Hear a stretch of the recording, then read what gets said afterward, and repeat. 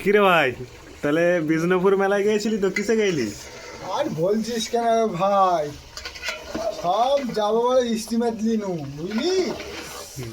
দেওয়ার পর দেখছি আমাদের লোক হয়ে গেছে, 15টা লোক হয়েছে। আর কি করলো গাড়ির ড্রাইভার, অন্য জায়গার থেকে নিয়ে পালিয়ে গেল। তাহলে কিসে গেলি রে? আর বলছিস কেন ভাই, আমার সাইকেল নিয়ে 15 জন গেছি। আমার বাপের সাইকেল KTM, চাবি দিয়ে দিয়েছি, আবার হ্যাঁ। চাবি ভেঙে দিয়েছি। দিয়ে যা করে বিষ্ণুপুর মেলায় পৌঁছেছি, তখন জিপ নেমে গেল, আমার যেটি নেমে গেল। তাহলে তো যায় বেকার তারপর হয়ে গেল। এমন ঠেলে দিল রে ভাই, আর বলছিস কেন না। কিসে লোকে লোকে ঠেলে দিল? হ্যাঁ রে ভাই, এমনি করে দিয়ে দিল, আর উড়ে গিয়ে নানি পাড়ায় পড়ে গেছি।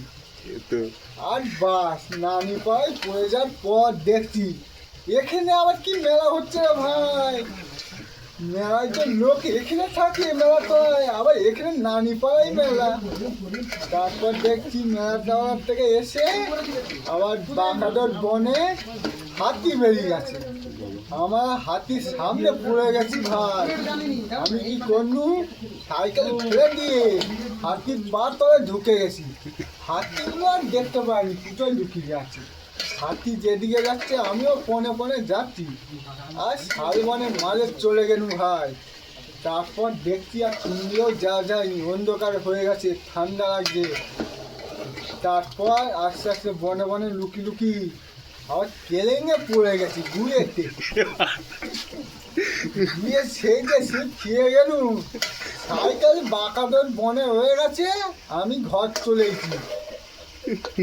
তারপর বাপ আমার জিজ্ঞেস করছে এত রাতে কোথায় এলি। আর তোর গাটা গন্ধ ছাড়েনি? আর বলছি কেন রে ভাই, শীতের জামাই সব ধুয়ে ভর্তি। আর শীত এত ঠান্ডা রে ভাই। আর যে পুকুরে স্নান করতে গেছি, পুকুরে পানি খেয়ে নিয়েছি। এই যে পানি খাওয়ার পর এমন বমি হচ্ছে রে ভাই, ভাই ঘরের লোক আমাকে ঠ্যাঙাইয়া শুট করেছে।